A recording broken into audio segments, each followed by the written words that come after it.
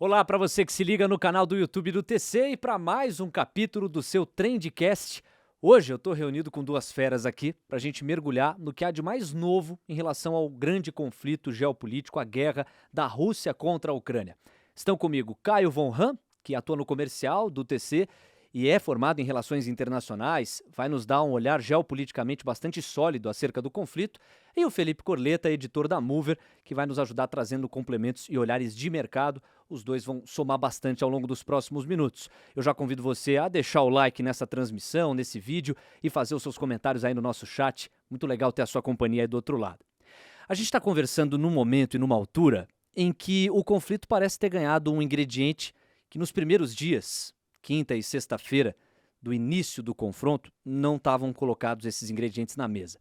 Eu estou me referindo aqui a um início muito favorável a Vladimir Putin, uma grande emboscada militar que ele conseguiu, com bastante competência, ministrar contra os ucranianos, mas me parece que ele subestimou o poder de resistência dos ucranianos, que bravamente estão, dentro do possível, somando forças ali para fazer frente à atuação de Vladimir Putin.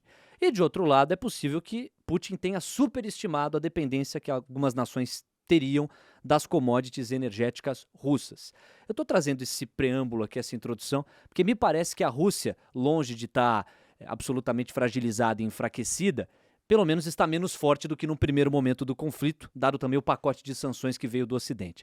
Qual que é a leitura que você faz do atual estágio que o conflito geopolítico tomou, Caio? Então, eu acredito que a Rússia errou na estratégia inicial. Eles tomaram as cidades e as províncias do leste por terra, por meio de infantaria principalmente.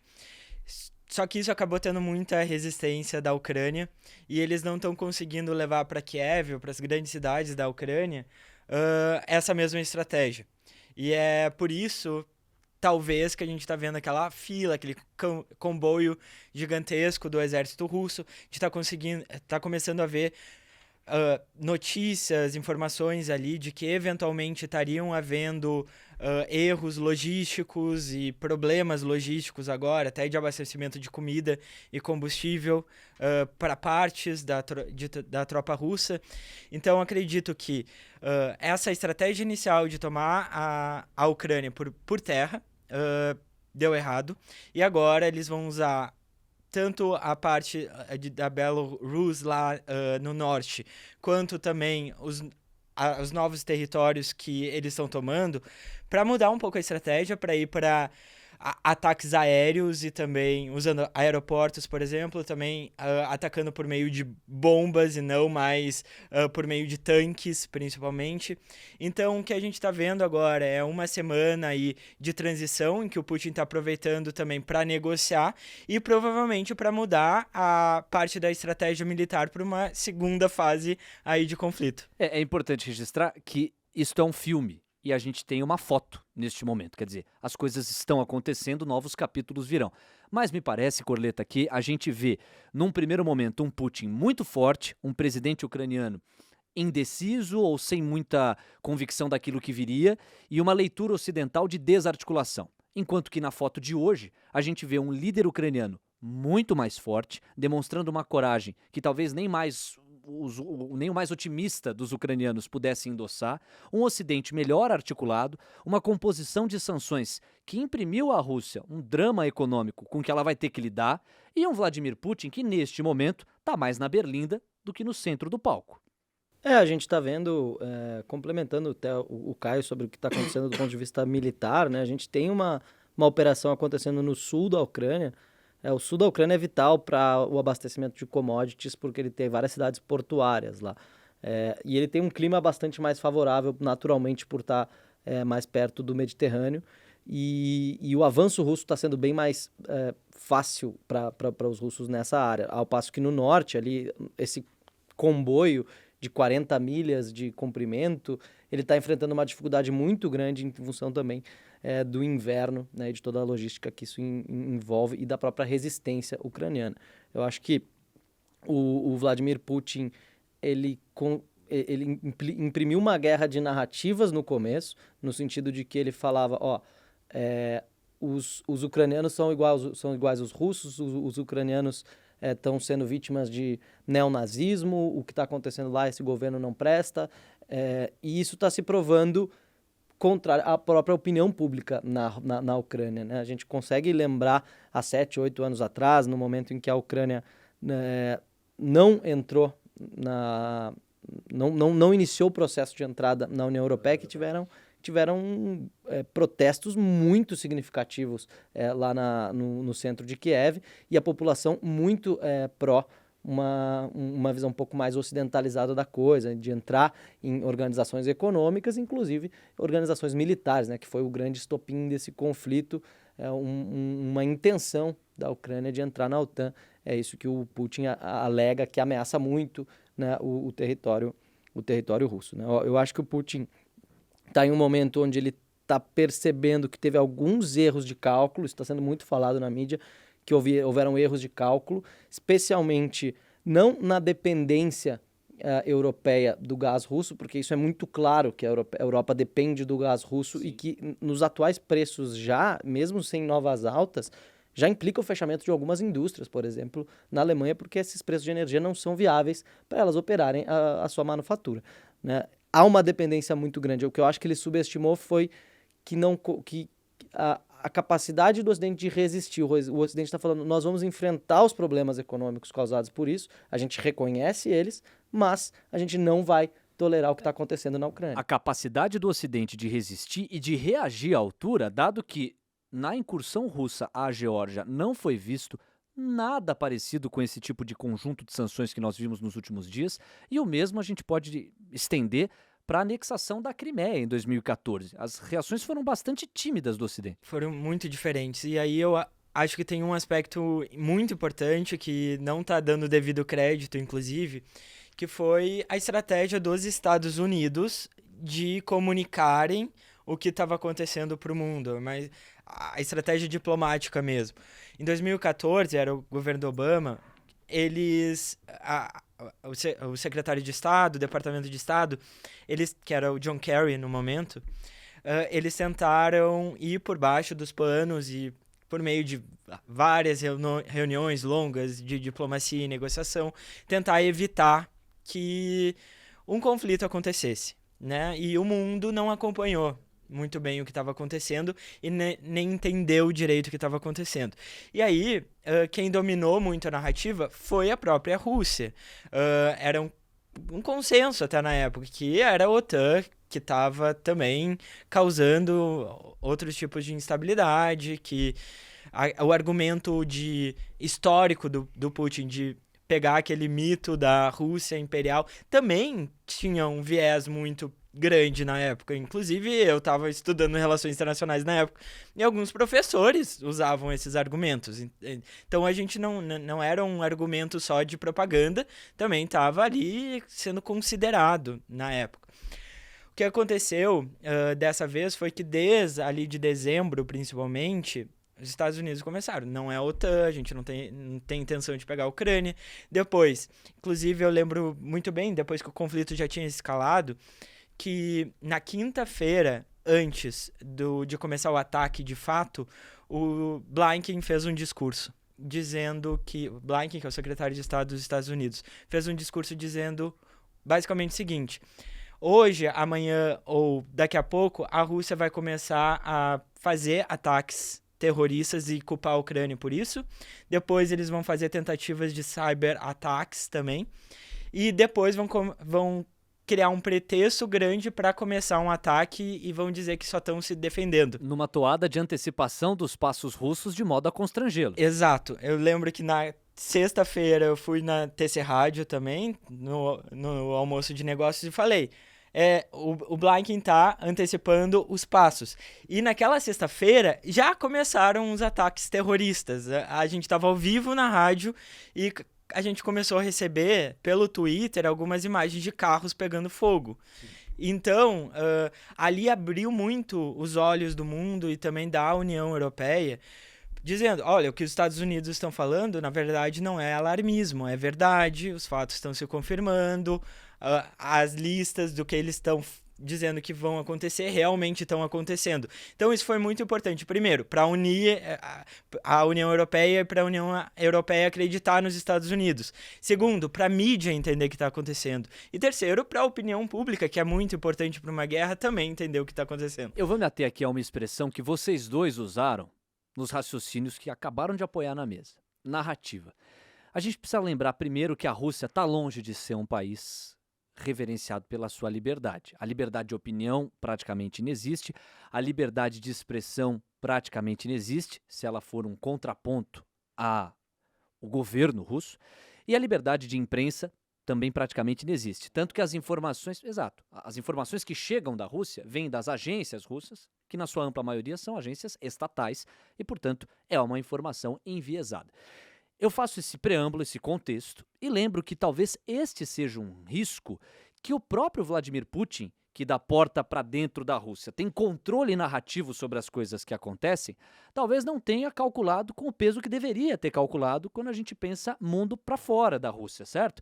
Por quê? Porque esta guerra ela se dá num momento histórico em que o nível de câmeras e de construção de evidências do que está acontecendo e dos abusos que estão acontecendo se dá numa proporção nunca antes vista na história da humanidade. De modo que você tem a cada dia que passa um derretimento reputacional da Rússia e uma exacerbação de evidências de violência dos russos contra os ucranianos que deixa o mundo em estado de alerta. A ONU promoveu exatamente ontem, numa votação da resolução, uma maioria esmagadora, salvo engano, de 141 países, que não tem força de lei essa resolução, mas dá um termômetro de como a comunidade internacional está enquadrando o conflito geopolítico, e você tem uma esmagadora maioria de 141 países condenando a ação russa, 5 países pegando a contramão, entre os quais Rússia e outras ditaduras, e abstenções.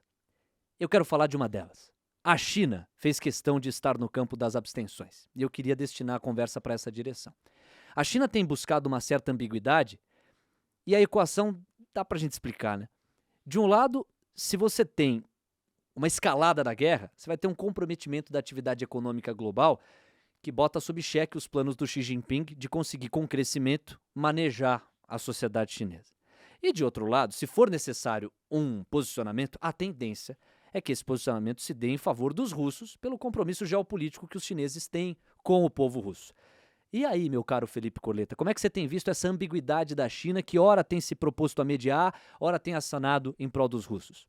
Eu acho que é importante a gente comentar, né, que a China tem uma fronteira enorme com a Rússia. Então, ela tem relações comerciais muito, muito amplas com a Rússia e ela, inclusive, recebe commodities da Rússia em alguns gasodutos. Hoje, a China é responsável por cerca de 15% das exportações russas vão para a China, um número bem menor do que o que vai para a União Europeia.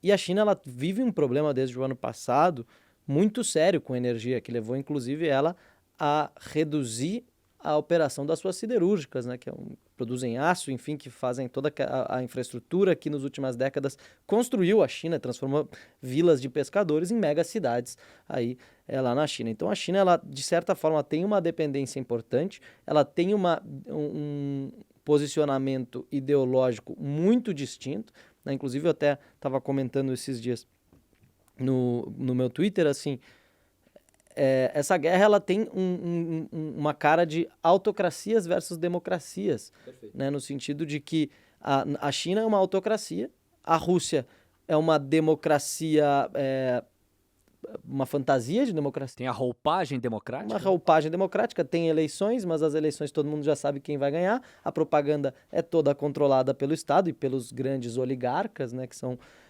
alguns... A elite russa? A elite russa, que inclusive é um ponto importante de a gente abordar em seguida. Mas a gente vê a China do lado de autocracias nessa história, né? Então, a China é muito crítica, a gente vê os próprios veículos de comunicação que são ligados à mídia chinesa. Se você olhar lá o Global Times, por exemplo, no Twitter, né? Aquelas páginas que você entra no Twitter, está escrito embaixo, State Affiliated, ou ligado ao governo. Assim, são ataques imparáveis à política dos Estados Unidos, ao que os Estados Unidos está fazendo, dizendo que os Estados Unidos não defende os seus parceiros, enfim, atacando aí governo. Então a gente tem uma posição ambígua, a China não pode deliberadamente apoiar a Rússia, porque senão ela também vai ser sancionada, né? Justamente. Mas por baixo dos panos, ela mantém comércio, ela mantém relações comerciais com a Rússia e ela se abstém justamente por isso, né? Por essa ambiguidade. Ela tem uma posição que ela não pode, hoje como segunda maior economia do mundo, sofrer nada perto das sanções que a Rússia está sofrendo. Só que essa abstenção favorece a quem? Eu acho que essa é a grande questão. O fato da China não estar com a Rússia já é uma vitória aí pro Ocidente. Porque... Embora ela não se declare contra. Exato. O fato da China não vetar nada no Conselho de Segurança da ONU ou se manter indiferente é uma tremenda vitória. E a Rússia esperaria um apoio maior, tenho certeza, ainda mais nesse momento de isolacionismo. Assim, o que o Corleta falou também é muito verdade. A gente falou no outro podcast que a relação China e Rússia é muito complicada. A gente não está falando de um prisma aí de 30 anos pós-União Soviética, nem nada do tipo. A gente está falando de uma relação aí que tem séculos e que nunca foi óbvia e não vai ser agora. Acho que a grande questão aqui é que acho que o Putin também calculou mal a forma como ele entrou na guerra e o fato dele ter entrado na guerra falando de repúblicas separatistas que ele está considerando aí a independência, a Rússia iria considerar, assim, uma parte independente da Ucrânia. Isso atinge muito a China, demais. Então...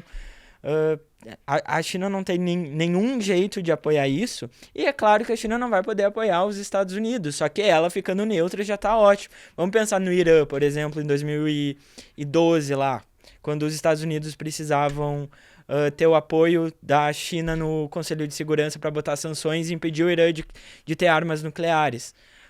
A vitória é a China não ter impedido isso. Então...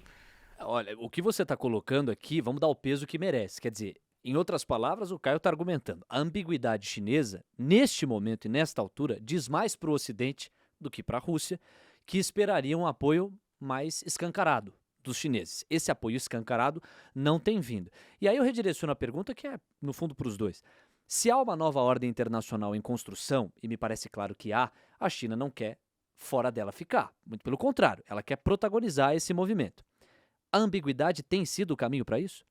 Em outras palavras, não vai chegar o momento em que o posicionamento chinês, menos ambíguo e mais claro, vai se fazer necessário? E em chegando esse momento, para onde a balança deve pender? Porque ao mesmo tempo em que a sua evidência sugere que esse silêncio tende a beneficiar ou surpreender positivamente mais o Ocidente do que a Rússia, será que quando houver uma necessidade de posicionamento explícito, a China vai acenar mais em prol do Ocidente do que em prol dos russos? Eu respeitosamente discordo que a abstenção é uma vitória do Ocidente. Eu acho que a abstenção ela é bem ruim para o que o Ocidente está se propondo na medida em que 141 países se colocaram a favor e aqueles que se abstiveram mais para evitar questões de curto prazo, imediatas, sanções, por exemplo, ou penalidades econômicas, do que efetivamente porque são contra o que está acontecendo. Quer dizer, você entende que é mais um eufemismo, é dizer não sem dizer não? Dar tempo para a Rússia construir gasodutos enormes para substituir o Nord Stream 2 e mandar o gás para a Ásia, entendeu? Não eu acredito que a China está muito preparada para consumir as commodities russas que estão embargadas no Ocidente, né? Então, esse é um momento extremamente delicado e a posição da China nesse conflito, ela sendo neutra nesse momento é praticamente como apoiar os russos, porque os russos são o agressor. Os russos que estão promovendo uma guerra sanguinária. Mas para a visão de mundo da China, também é limitado isso. A China não vê a ordem internacional da mesma forma como os Estados Unidos e a Europa veem, apesar dessa ordem prevalecer nesse momento. Para a China, o direito internacional é muito complicado. Para a China, quando a Rússia ainda estava com o argumento de que a OTAN estava invadindo a parte da zona de influência da Rússia, era esse o argumento que importava, e para a China é isso que importa. Para a China, Taiwan, não importa o direito internacional se considera um Estado soberano ou não. A zona de influência da Rússia, a Rússia é uma superpotência, a China é uma superpotência, e a China tem o direito de fazer o que quiser com Taiwan. Eles têm uma visão muito diferente, não tem aquela visão pós-Segunda Guerra do liberalismo, no sentido de pensamento, de construir pilares internacionais e globais, sabe? Não tem isso. O Caio está trazendo aqui uma evidência importante também para o raciocínio, que foi no mesmo dia, portanto, quinta-feira da semana passada, finalzinho de fevereiro, quando nós estamos gravando aqui essa conversa. Hoje é uma quinta-feira, faz exatamente uma semana que houve o início da guerra da Rússia contra a Ucrânia. E exatamente neste mesmo dia, Taiwan registrou a circulação de aviões militares chineses e existe um interesse da China de reassumir o controle. Só que do ponto de vista geopolítico é mexer num senhor vespeiro, porque se houver de fato essa direção da China rumo a Taiwan, você tem praticamente uma convocação assim, concreta de guerra contra os Estados Unidos, que tem as suas bases ali postas também. Agora, veja só como são as coisas. Nós estávamos vivendo um momento de fragilidade ou de instabilidade do Ocidente. Você tinha a saída de Donald Trump nos Estados Unidos para a chegada de Joe Biden, cuja popularidade anda corroída diante de uma pressão inflacionária que não está ajudando em nada, e de uma política externa que até aqui, o Caio vai poder falar melhor, está muito mais sendo taxada como desastrosa do que eficiente, haja vista a saída, a retirada das tropas americanas do Afeganistão. Esse é um ponto. Aí você tem Angela Merkel, que era apenas uma das maiores referências de liderança global, encerrando um ciclo de anos e anos à frente da Alemanha, maior potência econômica da zona do euro, e a entrada do Olaf Scholz, que é o atual primeiro-ministro germânico. Se é para melhor ou para pior, pegando as palavras do Caio quando a gente conversava nos bastidores, o tempo dirá. Se ele terá a condição ou não de manejar uma Alemanha, o tempo dirá. Mas que há uma mudança e que a Alemanha não estaria preparada para enfrentar esse rojão a essa altura, numa troca de poder depois de anos consolidados, isso também tem que ser colocado na conta. E, ao mesmo tempo, você tem a própria União Europeia vivendo momentos delicados. Você teve o Brexit em 2016 e você teve um sentimento de menos coesão e de mais desarticulação num passado não tão distante. E veja como são as coisas, já diria o... Vai me fugir a pronúncia aqui, não sei se é Sun Tzu, mas em Arte da Guerra, né? Quando você tem um inimigo, é impressionante a capacidade de um inimigo de unir pessoas que não estão exatamente tão próximas. Hoje você tem países fazendo fila para entrar na União Europeia, uma Ucrânia que praticamente suplicou, por meio do seu presidente, para a aceleração da entrada na União Europeia, dizendo: União Europeia, diga que vocês nos apoiam, para além de palavras, mas com gestos concretos, nos permitindo a entrada no bloco. Então veja como, num curto espaço de tempo, nós temos um Ocidente, essa é a hipótese que eu estou colocando na mesa para vocês debaterem aqui, que da semana passada, com mais fragilidade, para esta semana, parece estar tendo uma coesão, uma articulação e um fortalecimento em função de um inimigo que está ditando alguns rumos do outro lado do planeta. Isso faz sentido para vocês? Eu acho que tem outros fatores de instabilidade bem importantes, né? O surgimento das empresas chinesas de tecnologia contra, né, aquelas, especialmente americanas, incumbentes, ele coloca um outro tempero nessa história. A gente tem também uma recuperação, um cenário de inflação, a maior inflação em 40 anos nos Estados Unidos. Né? Ou seja, 7,5% nos últimos 12 meses. Né? É isso. Então, tem vários cenários que colocaram na cabeça do Putin que esse seria o momento para ele invadir o maior país da Europa, que é a Ucrânia. 44 milhões de habitantes. Então, assim, é um país enorme e que tem fronteiras com países da OTAN, fronteiras com países da União Europeia. Então, isso também difere esse conflito de agora daquele da Geórgia e daquele anterior ali naquela parte sul da Ucrânia. E além disso, esse momento de fragilidade foi um momento que talvez o Ocidente tenha falado: cara, agora a gente tem que mostrar força, a gente tem que enfrentar essa inflação, a gente tem que enfrentar essa falta de gás e essa falta de petróleo, que levou o petróleo para $120 essa manhã, porque senão, se a gente reagir com fraqueza nesse momento, a gente vai estar abrindo as portas para a China tomar o Taiwan, né? A gente vai estar abrindo as portas para a Rússia começar a olhar para os outros países que fazem fronteira dela e falar assim: eu preciso da minha esfera de influência aqui nesses lugares. né? E as sanções que foram colocadas agora pelo Ocidente, elas realmente são muito brutais e inéditas. Acho muito importante tu ter trazido essa timeline mesmo de dificuldades que o Ocidente estava enfrentando, como também a gente está olhando pela perspectiva do Ocidente, mas para a Rússia a gente está vindo de aí quase uma década de vitórias e de uma política externa muito bem sucedida. Depois de 2014, da Crimeia, que o Putin atingiu o objetivo dele naquela época, a gente ainda tem Síria. Síria, o Putin ficou muito forte. Os Estados Unidos não conseguiram, durante o Obama, colocar a no-flying zone em cima da Síria. Também o Putin conseguiu ter sucesso aí tanto na eleição do Brexit quanto na eleição dos Estados Unidos. Lembram que a gente está falando muito de OTAN aqui. O Trump se elegeu em 2016 contra a OTAN. Que é a aliança Contra a militar do OTAN. Atlântico Norte, certo? Ele não teve sucesso na França, mas vocês lembram como estava a Europa lá por 2017? As pessoas Polarizada, estavam dizendo que a União Europeia ia acabar. Exatamente. Se não fosse a vitória do Macron aí, que deu uma sobrevida para a União Europeia contra a extrema-direita da França, que também tem relações bem estreitas aí com Putin, a União Europeia estava em vias aí de acabar, porque estava vindo desde 2008 aí numa crise econômica, depois teve a crise do euro, depois teve o Brexit, depois a extrema-direita com uma oposição forte contra o bloco, teve a crise dos refugiados também. Então, aí o Putin estava vindo com uma série de vitórias muito fortes. Eu acho que a gente também, se a gente for analisar ele como pessoa, até porque a gente tem que analisar isso, porque ele como pessoa é parte do Estado da Rússia, Sem né? dúvida.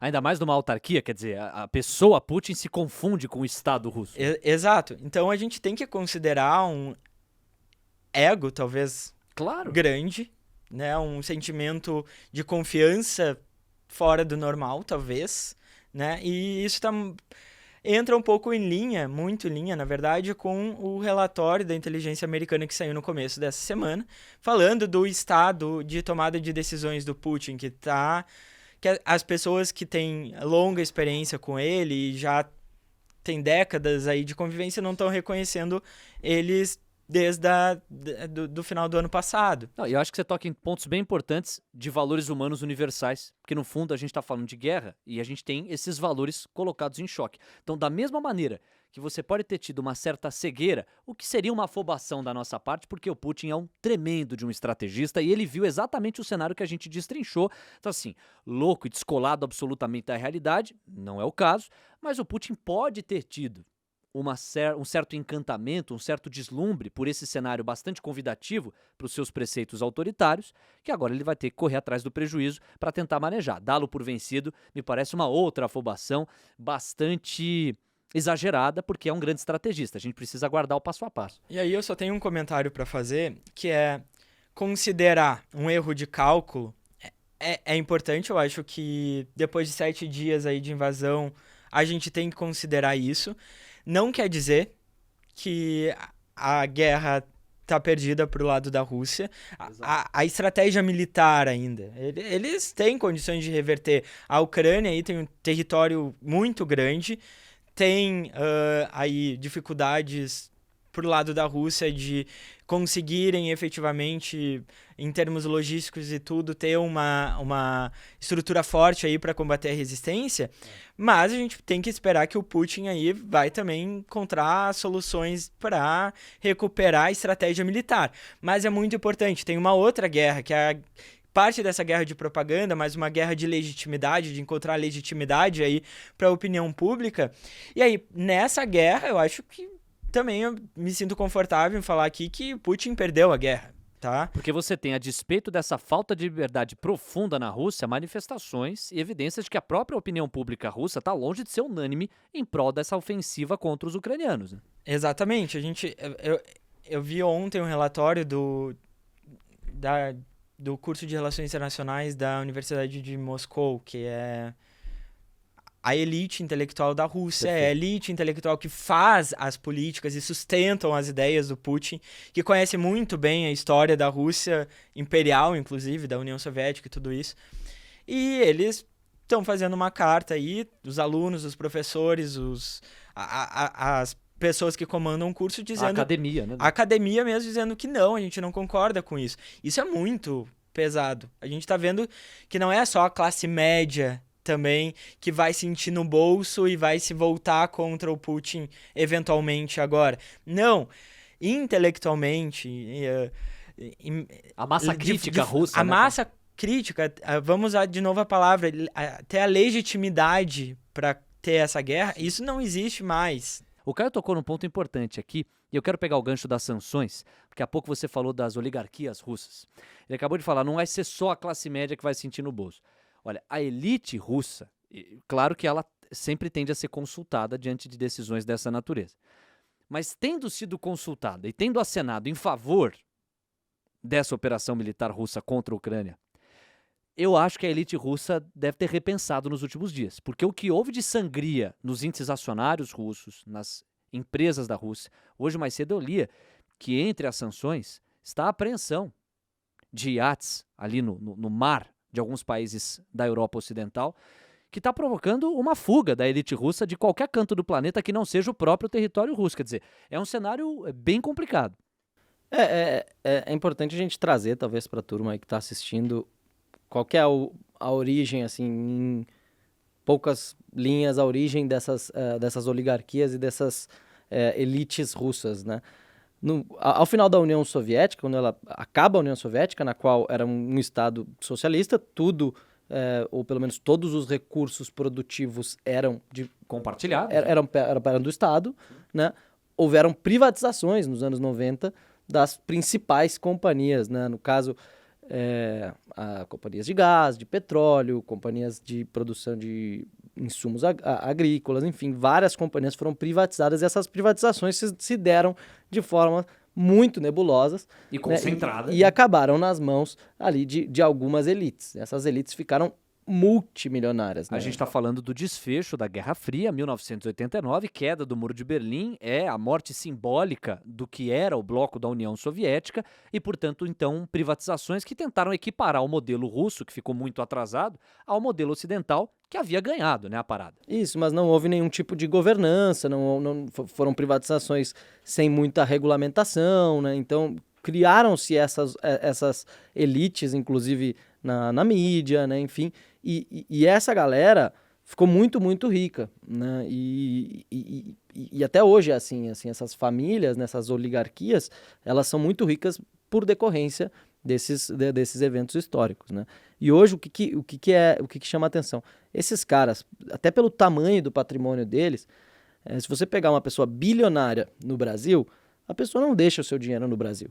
O Brasil é um país emergente, o real não é uma moeda forte, e a mesma coisa vale para a Rússia, né? Os patrimônios desses bilionários estão muito concentrados fora da Rússia, né? E especialmente em países ocidentais, Reino Unido, Alemanha, Estados Unidos, Catar, enfim, aqueles países muito ricos ali do Oriente Médio. E as sanções, elas atacam diretamente, é a primeira vez que tem essas sanções individuais. Então, o que os Estados Unidos está fazendo, inclusive, e outros países da OTAN? Estão investigando o histórico desses oligarcas para ver se eles têm ligação, né, com o governo Putin e simplesmente congelando, confiscando os ativos dos caras fora do país. E aí, claro que entra na mídia muito a questão dos iates, mas, cara, a gente está falando de contas bancárias pomposas, reservas de ouro, a gente está falando de apartamentos em Nova York, cara, de 40 milhões de dólares, assim, o apartamento tá lá, é de um oligarca russo, não é mais, esse apartamento, sabe, vai a leilão, alguma coisa assim. Então a gente tá, e isso mina muito o apoio, porque justamente essas elites que controlam boa parte dos recursos produtivos da Rússia não estão apoiando, ou estão tendo seu apoio prejudicado ao Putin, né? Então o Putin, ele, claro, e tem outra coisa, né, eu já tive algumas vezes na China, tu chega na China, tu não tem acesso ao Google, ao Facebook, ao Twitter, não tem acesso a nada disso. Tudo que chega lá de mídia é mídia estatal. Tu não consegue acessar as notícias, a CNN, a Fox News, não tem. Tá, né? Então tudo é muito protegido. A China, a Rússia não tem uma mídia tão protegida como a da China. Assim, os caras usam muito o Telegram, eles têm algumas redes sociais próprias, enfim, mas o pessoal tem acesso ao que está sendo dito no Ocidente. Então, não é só a opinião pública, os intelectuais, mas o próprio círculo de apoio do Putin está perdendo muito dinheiro. E não é só pelos confiscos também, porque os caras têm empresas que exportam e não podem mais exportar, não podem mais receber dinheiro via SWIFT. Então, esse é um ponto importante. Outra sanção muito pesada que foi colocada na Rússia. A do SWIFT. Isso, a remoção dos principais bancos aí da Rússia do sistema SWIFT, Sistema Bancário Internacional. Que basicamente exclui a Rússia da possibilidade de receber ou enviar dinheiro para outros cantos do mundo. Lembrando que o sistema SWIFT tem o coração em Nova York. E aí a gente vai para o que é, assim, do ponto de vista global, a pior coisa que está acontecendo desse conflito. Claro que é horroroso o que está acontecendo no leste europeu, as bombas em áreas civis, isso aí nem se comenta. Mas do ponto de vista global, o que essa crise está trazendo é uma inflação de energia, né? E quem é o mais afetado por isso? A Europa, mas de fato o mundo inteiro, né? Sofre com aumento de preço de combustível, com aumento de preço de energia. E isso é o grande problema num cenário que a gente como já comentou antes, está com a maior inflação em 40 anos nos Estados Unidos. Né? Eu quero falar bastante disso, Corleto. Eu prometo aprofundar, porque é um campo importante. Vamos falar muito de commodities e de impactos econômicos que já são possíveis de ser percebidos, mas eu não gostaria de avançar para esse assunto sem antes falar de Brasil nessa parada. Ainda me atendo a tabuleiro geopolítico, deixando o impacto econômico para a gente se aprofundar já já. Como é que o Caio von Ant entende que o Brasil deve se posicionar nesse tabuleiro, considerando uma vocação, e aí tem relação com o que o Corleto apontou há pouco, para as commodities e considerando alguns cenários. Quer dizer, se de um lado a gente tem, com esse fechamento das portas para a Rússia, um olhar inclusive do investidor estrangeiro com mais carinho para o Brasil, que entre os emergentes está ainda posto como um país que tem muito mais previsibilidade, transparência e liberdade em comparação com a Rússia, da qual muito investidor está fugindo, isso é concreto, você também tem, por exemplo, um cenário que se a China arrasta para si ou traz para si as sanções impostas aos russos, como fica a relação com o maior parceiro comercial do país? Quer dizer, como é que o Brasil, na tua leitura, Caio, tem que se posicionar nesse tabuleiro? Então, comercialmente, na minha visão, ficar jogando nesse meio termo só para não ser afetado comercialmente principalmente até citando a fala do Bolsonaro por conta dos fertilizantes, não faz muito sentido, porque fecha um outro mercado muito maior e talvez você seja vítima das sanções por tabuleiro, exato. Né? O risco por tabela. operacional também. Exato. Então, não faz muito sentido usar o interesse comercial do Brasil para ficar nesse meio de campo. E é assim, vamos falar a verdade, pelo menos a posição do governo brasileiro, aí não estou falando do Itamaraty, do governo brasileiro, a gente não está falando de um meio termo, a gente está falando de um meio termo favorável à Rússia. Aí a gente volta para a questão do veto, né? Quando o país se abstém ou dá um veto ou fica neutro, ele na verdade está pendendo para que lado? No caso do Brasil, a gente está claramente nessa situação para ficar do lado da Rússia, né? E a gente volta a outro ponto que foi colocado na mesa aqui, de democracia versus autocracia. Me parece que o modelo autocrata é um modelo bastante sedutor para Jair Bolsonaro. Ele já deixou, em alguns momentos, pontos importantes. Claro que nós estamos falando de um campo democrático, o Brasil é uma democracia muito bem estabelecida, que tem respostas institucionais colocadas no seu dia a dia, mas para uma corrente crítica e para a oposição, invariavelmente há uma pecha de autocracia em algumas declarações e posicionamentos do Bolsonaro. Se ele é um autocrata ou não, a realidade apenas nos faz afirmar que não é, à medida que ele joga dentro dos limites da democracia, embora a mesma oposição invariavelmente vá dizer que houve pressão, ataque a instituições democráticas. Aí a gente vai entrar num campo de debate político, de conflito político, que vai entrar também numa guerra de narrativas. Do ponto de vista institucional, sem dúvida, há uma democracia estabelecida no Brasil, isso é inegociável. Mas do ponto de vista discursivo, há brechas para que a oposição diga que o Bolsonaro flerta ou admira uma certa tendência autocrata até para agilizar algumas decisões sem passar pelos caminhos institucionais. De novo, estou fazendo muitas ressalvas aqui para a gente não endossar de uma forma leviana que o Brasil está sobre uma autocracia, porque nós não estamos vendo isso na prática. Mas é um ponto importante de contextualização que pode ajudar a explicar exatamente essa tua fala, que do ponto de vista do governo e não do Itamaraty, cujo posicionamento foi mais diplomático, exato. certo? A gente tem essa leitura que você colocou. Exato, exato. O que a gente está vendo, eu não tenho conhecimento de um evento parecido na nossa diplomacia, mas o que está acontecendo é que o governo do Brasil está falando uma coisa por meio do Jair Bolsonaro, que é a voz também da diplomacia do Brasil, querendo ou não. Ele tem esse papel como presidente. Natural. E aí o Itamaraty, a nossa delegação na ONU, os nossos embaixadores estão falando outros 500 aí. E aí passa uma mensagem muito complicada para o mundo. De ruído, né? Muito complicada para o mundo. E não é estratégica, porque o Brasil também, historicamente, a gente aproveita esses momentos de crise e também de instabilidade, até de guerra na Europa, se a gente for pegar a Segunda Guerra ou a Primeira Guerra Mundial, para fazer grandes jogadas aí na política externa e grandes jogadas comerciais, inclusive. Pois é. Getúlio Vargas é conhecido por ter conseguido dar fazer essa habilidade de uma forma muito perspicaz na Segunda Guerra Mundial. Aí fazendo um balanceamento entre Alemanha e Estados Unidos. Aqui a gente não está vendo isso. A gente não está vendo uma política externa nem guiada por interesses comerciais ou estrategicamente. A gente está vendo, na verdade, uma política externa guiada por... E aí, falando de governo, de novo, por alinhamentos ideológicos, e olha como o debate é saboroso, né? Porque você fez alusão a Getúlio Vargas, que do ponto de vista estratégico aguardou até o último limite para a Segunda Guerra Mundial na hora de endossar um posicionamento brasileiro. Este era um autocrata. O Vargas endossou ditadura. Houve a ditadura Vargas, institucionalmente colocada, posta, né? Você vê como é complexo o tabuleiro. Mas do ponto de vista das relações exteriores, ele soube jogar num tabuleiro complexo de aguardar até o último limite para posicionar o Brasil.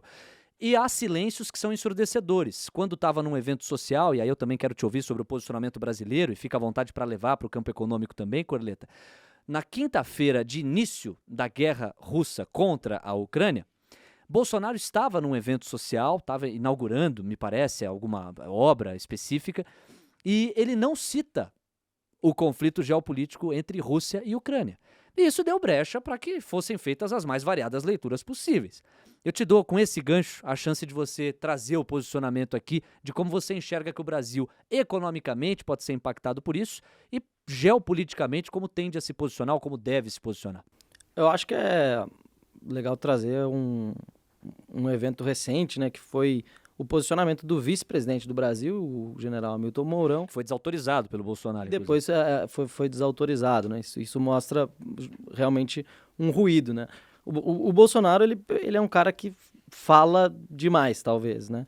E eu acho que ele foi muito infeliz na visita à Rússia perto do conflito, né? Sob uma justificativa de garantir um suprimento de fertilizantes, que é um problema grande, a gente vai comentar em seguida.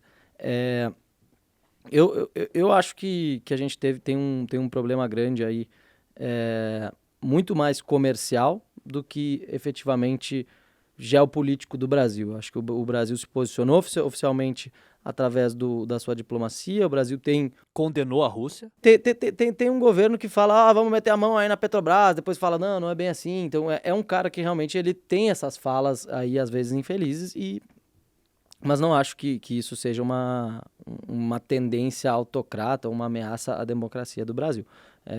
O que eu acho é que o Brasil está se beneficiando de certa forma da alta das commodities, né, especialmente sob a ótica bem econômica, né, olhando para a balança comercial, olhando para os termos de troca, para a queda violenta que a gente está tendo no dólar em uma semana de alta do dólar em todos os lugares do mundo.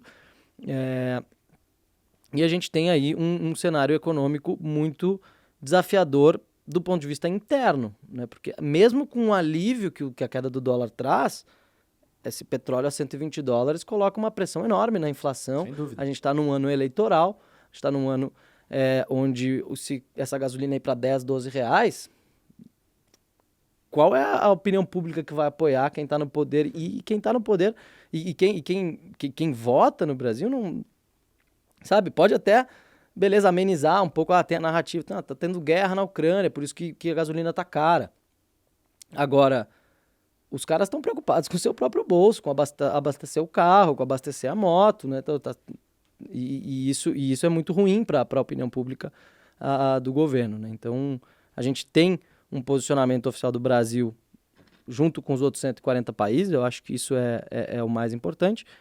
E o cenário é de desaceleração nesse momento da economia, a gente tem que entender como que isso tem impactos na nossa economia. Eu acho que, por exemplo, para a Bolsa, que é de interesse de muitos dos que estão nos ouvindo, é extremamente positiva, né, essa alta das commodities que decorre desse conflito horroroso. Puxa o Ibovespa, né? Puxa o Ibovespa, leva a Vale está em R$100 hoje, né? Então, Petrobras, mesmo com todo a nuvem, né, que tem em volta dela, de que quando o petróleo sobe sempre surge aquela coisa, não, Petrobras vai ser mais estatal do que mista agora, porque vamos usar a Petrobras para um viés social, vamos diminuir o preço da gasolina, mas em geral para a nossa bolsa e para o nosso câmbio está sendo muito positivo, mas por outro lado, essa alta das commodities, ela impacta muito o povo, né? Impacta muito, assim, o trigo teve 2 limites de alta seguidos, não sei quando foi a última vez que isso aconteceu, está na máxima histórica, ou seja, isso vai chegar no pãozinho no Goiás,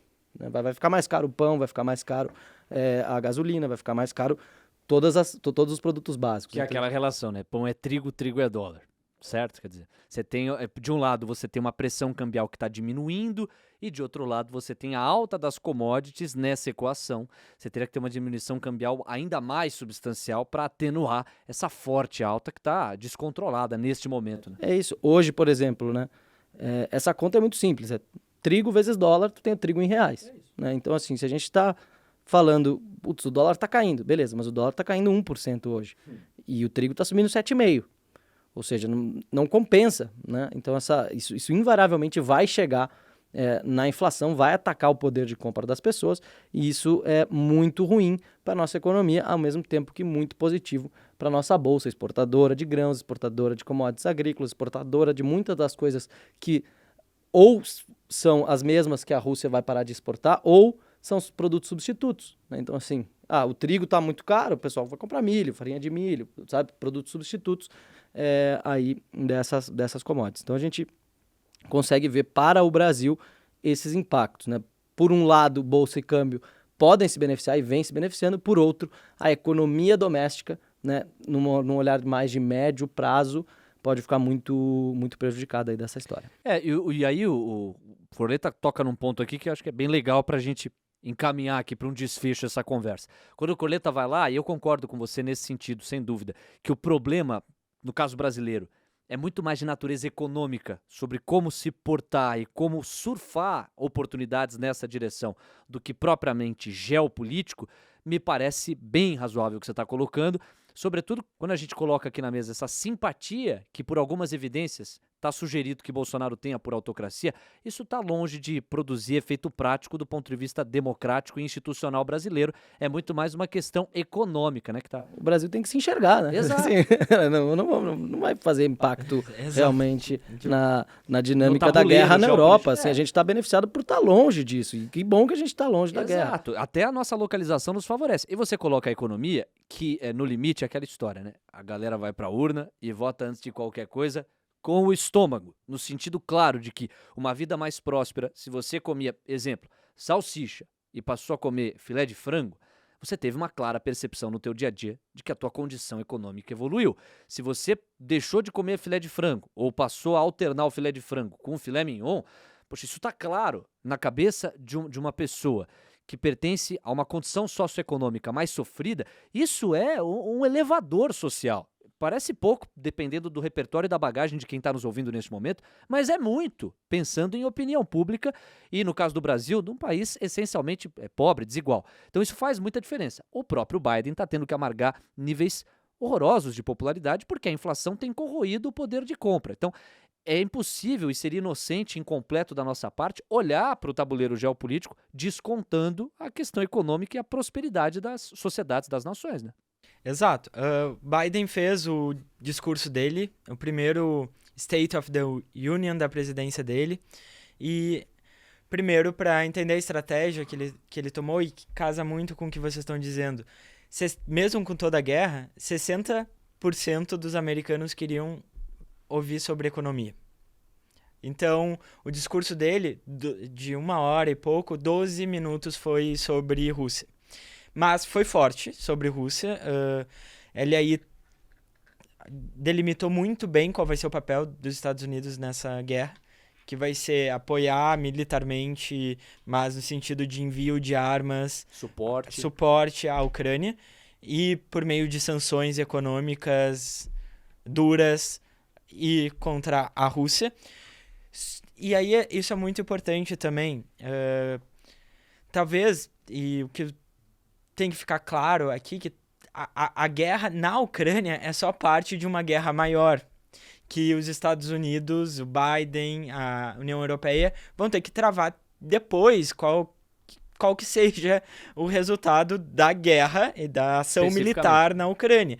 E aí, talvez, e é uma análise muito pessoal minha, é que a gente não vai ver uma contenção dos Estados Unidos e da União Europeia para delimitar as fronteiras de uma Rússia que está tentando ser expansionista. Na verdade, o que a gente vai ver vai ser uma dinâmica nos próximos anos dos Estados Unidos e da União Europeia contra o Putin como regime, contra o regime da Rússia.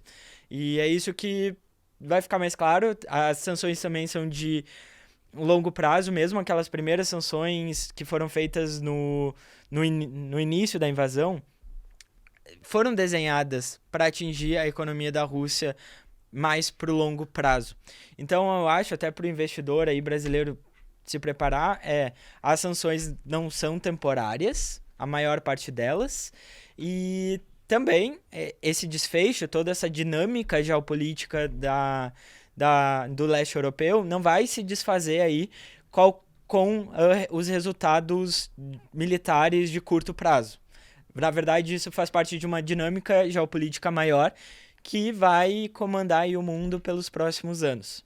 E você me dá um gancho perfeito para eu passar a bola para você, Corleta, já nesse tom de encerramento, para que você oriente o olhar do investidor pensando no futuro, quer dizer, olhando para frente, quais são os pontos de atenção que o investidor deve ter diante desse tabuleiro tão complexo que a gente tentou destrinchar nesses últimos minutos? Eu acho que a gente tem um cenário agora onde as sanções foram duríssimas, né? Inclusive isolando completamente, deixando pouco espaço para piorar para a Rússia, né? Então, certamente isso, de um ponto de vista de negociação, é uma pressão para a Rússia sentar à mesa e negociar um cessar-fogo e um alívio dessas sanções, porque senão vai ser muito complexo, especialmente quando a gente fala de preços de energia para o Ocidente, né? Então, essa guerra, ela é duríssima na Rússia, mas ela também é muito dura no Ocidente. Ela é muito dura no Ocidente,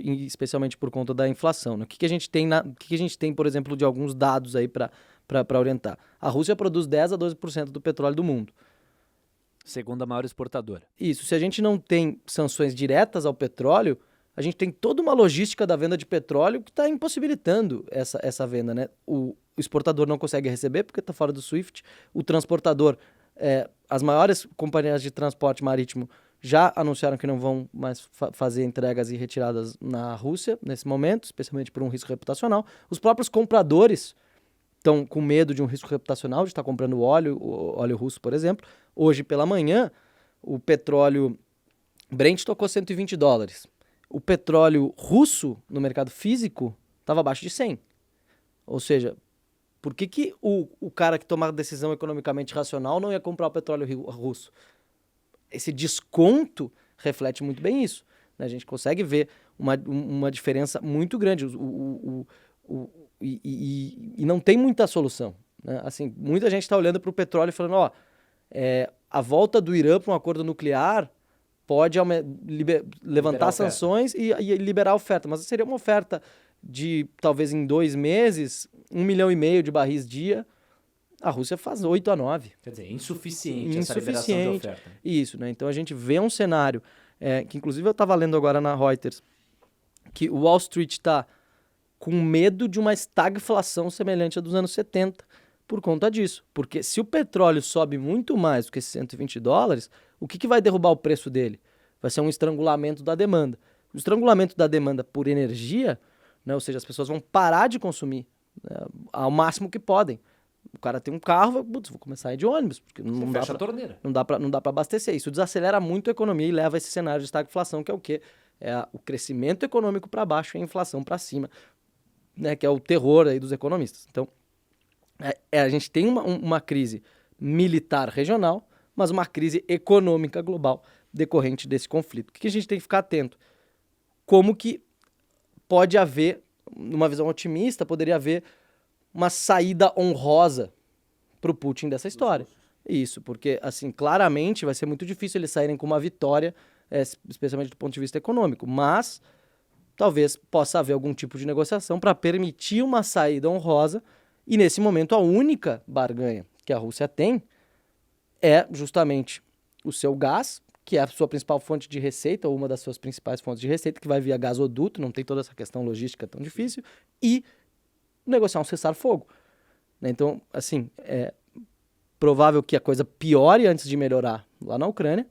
Eu acho que isso já está muito claro para muita gente, mas, dadas a dureza das coisas, se isso não melhorar, se não houver uma negociação de cessar-fogo que também alivie um pouco as coisas para a Rússia, a gente vai ter uma Rússia que vai ter nenhuma alternativa a não ser se juntar com a China e, enfim, trabalhar ainda mais por essa nova ordem global, essa nova dinâmica, que é muito difícil num tempo de redes sociais, num tempo de globalização informação absoluta, isso, de cadeias produtivas. E inclusive globalização, acho que a gente pode até fechar com isso, é um ponto de bastante atenção, né? No ano passado, as intervenções chinesas na economia, elas levaram muita gente a falar, cara, não posso mais depender somente da China aqui. E agora, isso da energia da Rússia e de outras commodities agrícolas e metálicas, está levando muita gente a falar, não posso depender aqui da economia da Rússia. E isso está levando a um processo que já tem alguns sinais, que é um processo de desglobalização, né, no sentido de melhor tentar produzir em casa isso vai em linha até com a questão dos fertilizantes no Brasil. É muito mais caro produzir fertilizante no Brasil do que comprar da Rússia.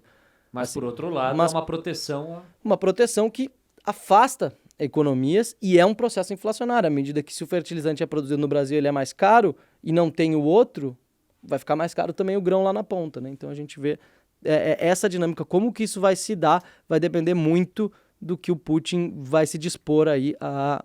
Se ele vai se dispor a sair dessa história com uma saída honrosa, com alguma coisa que ele consiga manejar ou se vai às últimas consequências. Ou se vai às últimas consequências, porque é isso que está muito perto. Este conceito que você acaba de citar da desglobalização pode render um novo capítulo do Trendcast que está chegando à sua reta final aqui. Lembrar que nessa altura do filme a gente já fala de 2 rodadas de negociação na busca por um cessar-fogo, que inclusive implicou em corredores humanitários para escoamento de civis de modo a reduzir violência. Isso já é um efeito prático de uma guerra que, do ponto de vista narrativo, está sendo difícil de o Putin manejar, e já está marcada uma 3ª rodada de negociação. Então é possível que, como nenhuma outra guerra na história da humanidade, nós tenhamos uma aceleração na busca por essa eventual saída honrosa. O tempo dirá e o Trendcast vai comentar.